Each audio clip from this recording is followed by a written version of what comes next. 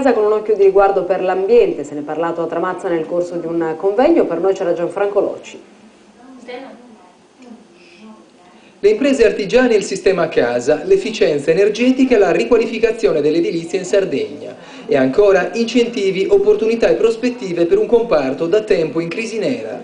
Se ne è discusso in mattinata a Tramazza nel corso di un convegno organizzato da Confartigianato, Anaepa ed Enea. Temi importanti, idee pure, dunque da perseguire. In che modo?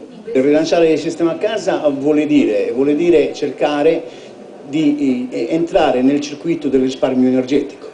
Non è a caso che noi ci siamo praticamente fregiati diciamo così, dell'Enea, che è l'organo diciamo così, più accreditato che abbiamo in Italia.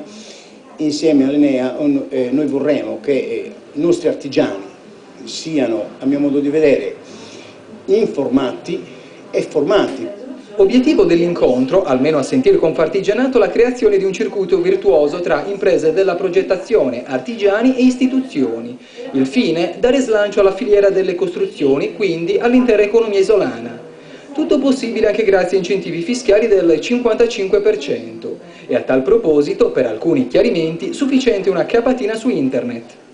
La cosa più semplice di tutti è innanzitutto consultare il nostro sito di informazione, che è efficienzaenergetica.acs.enea.it, senza www iniziale, in cui ci sono indicate tutte le informazioni, oltre che riferimenti normativi per usufruire delle detrazioni fiscali. Tra i presenti all'appuntamento di Tramazza anche il deputato Mauro Pili, primo firmatario di una proposta di legge di 86 parlamentari, spinge con forza per il rilancio del piano casa, idea allettante, tanto cara al Presidente del Consiglio Silvio Berlusconi. Si tratta sostanzialmente di riqualificare l'Italia e conseguentemente tutte le regioni che vorranno adottare questa strategia. Oggi abbiamo in Italia un grande consumo energetico legato al fatto che le nostre case non sono moderne, non sono efficienti sul piano ambientale ed energetico. Si tratta di coniugare l'esigenza di uno sviluppo economico consentendo una premialità volumetrica a conseguenza però di un adeguamento energetico delle nostre abitazioni. Quindi più risparmi per i nostri cittadini, per le nostre famiglie e dall'altra anche la possibilità di avere qualche volume in più sufficiente, necessario per migliorare anche la vivibilità delle nostre case. L'ambiente in primo piano, ma evidenti anche le ricadute occupazionali ed economiche.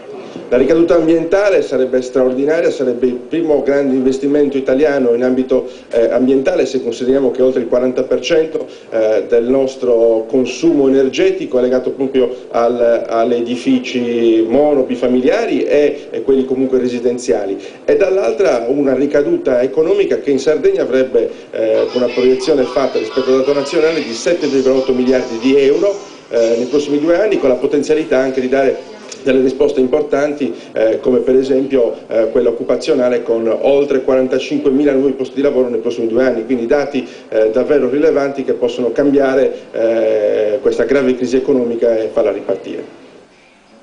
Un tavolo per